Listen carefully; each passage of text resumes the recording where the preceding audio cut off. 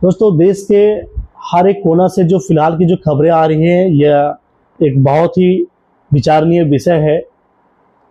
आज हम लोग इस एपिसोड में इसी घटना का हम लोग जिक्र करेंगे और देखेंगे किस प्रकार से एक 55 साल की महिला और उनका एक बेटा जो करीब 30-32 साल का होता है, इनका एक रहस्यमयी तरीके से इनके घर में घुस करके जो है इनको हत्या कर दिया जाता है।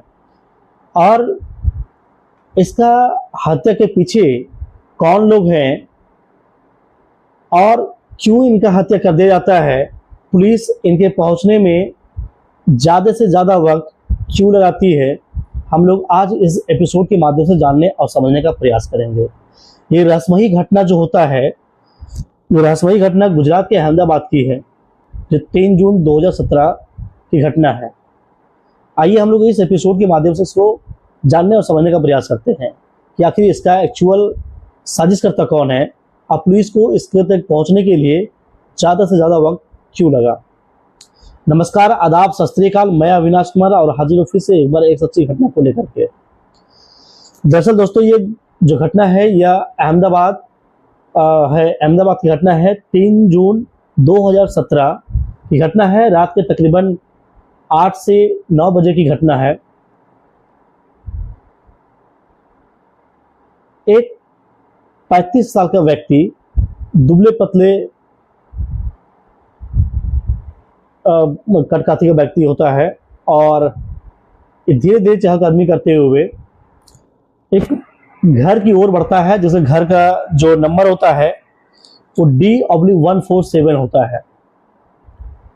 D/147 घर की जो संख्या है, इस घर में वो पहुंचता है और पहुंचने के साथ ही नजर दौड़ाता है, लेफ्ट राइट देखता है, कोई देख तो नहीं रहा है। मन मन वो बुझाता भी है, अपने आप से कहता है कि कोई आसपास देख तो नहीं रहा है। इस बीच ध्यान में ये भी रखता है कि अंदर बूढ़ी और उसका बेटा ही होना चाहिए, ऐसा उसके मन में आता है। सोच करके जो है आगे बढ़ता है, गहरी सांस लेता है और घर की जो बेल बटन होता है उनको प्रेस करता है। 1 घंटी बजती है, कोई रिस्पांस नहीं मिलता है। फिर से जो है दूसरा घंटी बजती है, दूसरा घंटी में भी उनको कोई रिस्पांस नहीं मिलता है। तो लगता है उनको कि शायद घर में कोई नहीं है। थोड़ी देर के बाद फिर से घंटी बजाता है और इतने में अंदर से एक आवाज़ आती है और उनका कहना होता है, अरे इतना जल्दी आ गए, अभी अभी तो आपका समय लगना था, बहुत जल्दी आ गए। आवाज़ सुनते ही जो है यह व्यक्ति छिप जाता है। छिपने के बाद जैसे ही दरवाज़ा खोलता है वो व्यक्ति सामने आ जाता है। सामने जो बूढ़ी औरत होती है वो कहती है, तुम फिर आ गए, तुम जाओ यहाँ से। तब तक जो है वो आदमी उनको दबोच लेते हैं और दबोच के अंदर ले जाते हैं। घर के अंदर दरवाज़ा बंद करते हैं और फिर कहते हैं, तुम तो बहुत बीमार पड़ते रहती हो, आज मैं तुम्हारा घर पर ही इलाज करूँगा। बहुत दिन से तुम इलाज के लिए मेडिकल भी नहीं आई हो, आज मैं तुम्हारा इलाज यही करूँगा। बूढ़ी औरत छोड़ने का प्रयास करती है लेकिन ये छोड़ते नहीं हैं। और इसी बीच उनके पास जो हथियार होता है, जो कुल्हाड़ी होता है, वो बाहर निकालते हैं और जोरदार वार करते हैं इनके ऊपर। एक के बाद एक एक करके कई वार करते हैं और इस प्रकार जो बूढ़ी औरत की जो सांसें हैं वो थम जाती है। और यहाँ पर ये जान रहा है कि अब उनकी सांसें थम गई है, अब इनको मारने से कोई फायदा नहीं है। फिर भी उन पर कई वार करते हैं और उनकी बॉडी को कई टुकड़ों में विभाजित कर देते हैं। अलग अलग टुकड़ों में करके उनकी बॉडी को फिर एक जगह, एक उनके साड़ी में ही समेट करके जो है वो रख देते हैं। वहीं पर किचन के साइड में जो है, किचन के जो एरिया होता है वहाँ पर वो गठरी बांध करके उनकी बॉडी के जो अलग अलग टुकड़ों में हैं उनको वहाँ रख देते हैं। इतनी निर्मम तरीके से हत्या करने के बाद भी उनको कुछ भी ऐसा अफसोस या जरा सा भी रूह नहीं कांप रहा है। दोस्तों, सारे जो ब्लड है, जो खून बह रहा था, उस सारे खून को जो है उन्होंने साफ किया और इंतजार में बैठ गया। थोड़ी देर के बाद दरवाजे फिर आवाज आया। इन्होंने दरवाजा खोला, लाइटें सब बंद थी, दरवाजा खोला इन्होंने और सामने उस जो बूढ़ी औरत थी, उनका बेटा था। उनको भी अंदर लिया, अंदर आने दिया। अंदर आने के साथ उन्होंने पूछा, तुम यहाँ क्या कर रहे हो, माँ कहाँ है? तो बोला कि तुम्हें माँ से बहुत जल्दी मिलना है और तो मैं तुम्हारी माँ के पास भेजता हूँ। सुनते हुए वो थोड़ा घबरा सा गया था, लेकिन माँ को ढूंढ रहा था लगातार, लेकिन माँ कहाँ थी। उन्होंने कहा कि जाओ, तुम्हें माँ के पास मैं भेजता हूँ। जैसे ही घर आया, उन्होंने थोड़ा सा फर्श में जो है ब्लड की, मतलब उन्होंने देखा खून, थोड़ा सा घबराहट हुई, रोने जैसा उन्होंने हुआ। लेकिन सामने वाले ने उन्होंने कहा कि जाओ, तुम्हारी माँ वहाँ पर जाके देख लो। इतना कहते ही जो है सामने उनका बेटा घबरा गया, किचन के पास जाते हुए देखता है वो पूरा खून की जो है धारा बह रही वहाँ से गठरी से, और वो समझ चुका था कि मेरी माँ को मार दिया गया है। उन्होंने कहा, मेरी माँ को तूने मार दिया है, बोला तुम्हें भी तुम्हारी माँ के पास भेजता हूँ। इतना कहते ही उनके ऊपर जो है सिर पर वार किया और फिर जो है उनको एक के बाद एक कई वार जो है उनके ऊपर कर दिया। यहाँ पर उनके बेटे का भी सांसें थम गया। थमने के बाद भी उन पर कई सारे वार किए और इनका भी बॉडी को कई सारे टुकड़ों में विभाजित कर दिया।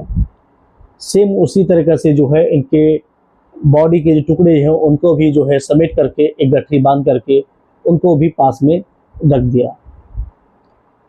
दोस्तों, इतना निर्मम तरीके से हत्या करने के बाद भी इस हैवान रूपी इंसान जो था, इनको जरा सा भी संकोच नहीं हुआ, जरा सा भी इनको किसी भी प्रकार से ऐसा महसूस नहीं हुआ कि मैंने दो मासूम जान को कत्ल किया है।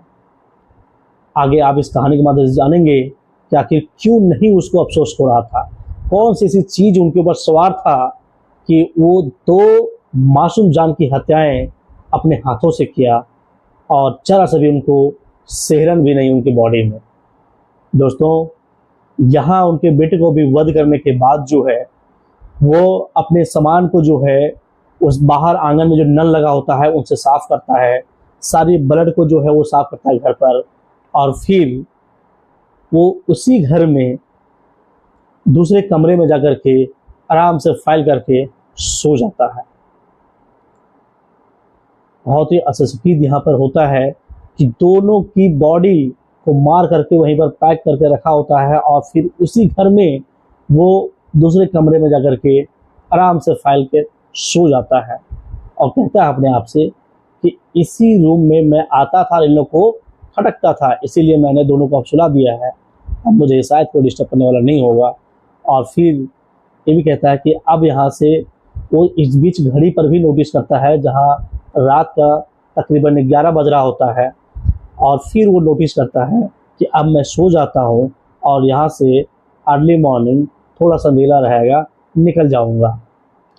दोस्तों, होता ही कुछ ऐसा ही है कि सुबह जो है तकरीबन 3 बजे के आसपास वो वहाँ से निकलने का प्रयास करता है और धीरे धीरे अपने झोले में सारा सामान पैक करता है और घर से धीरे से निकलता है और धीरे हल्के कदमों से जो है वह घर से बाहर की ओर चला जाता है। घर से बाहर जाता है और जाने के बाद जो है दोस्तों, वह व्यक्ति जिन्होंने यहाँ पर मारा और निकल गया, अभी तक पुलिस को या किसी को कोई भी भनक नहीं लगा। और हम लोग अगला जो इसका एपिसोड होगा, अगला जो इसका भाग होगा, उसमें हम लोग जानेंगे कि यह मारने वाला कातिल कौन था, किसने इनको भेजा था, या फिर ये खुद ही उनको मारने का मनसा लेकर आया था, या क्या कुछ था। इसको हम लोग जानने का प्रयास करेंगे इस कहानी के अगले भाग में। इस कहानी का यह पहला भाग आप लोगों के सामने मैंने प्रस्तुत किया एक कहानी के माध्यम से। जल्द ही मैं इस कहानी का अगला भाग लेके आऊँगा और मैं उसमें बताऊँगा कि यह व्यक्ति कौन थे, क्यों इन्होंने इन दोनों को मारा, इनके पीछे की वजह क्या है, क्या किन्हीं मतलब कोई ऐसा लोग है जो इनको भेजा था मारने के लिए, या फिर इनका खुद का ऐसा मनसा था। ये सारे सवालों का जवाब हम अगले एपिसोड में जानने का प्रयास करेंगे। पुलिस तक ये मामला कैसे पहुंचती है और पुलिस फिर कैसे इन्वेस्टिगेट करती है मामला को, ये सारे सवालों का जवाब हम अगले एपिसोड में जानेंगे। तब तक आप सावधान रहें, सतर्क रहें और हमारे चैनल में अगर नए हैं चैनल को सब्सक्राइब जरूर करें। कोई सुझाव होगा तो सुझाव को हमारे कमेंट बॉक्स में आप जरूर मेंशन करें। धन्यवाद।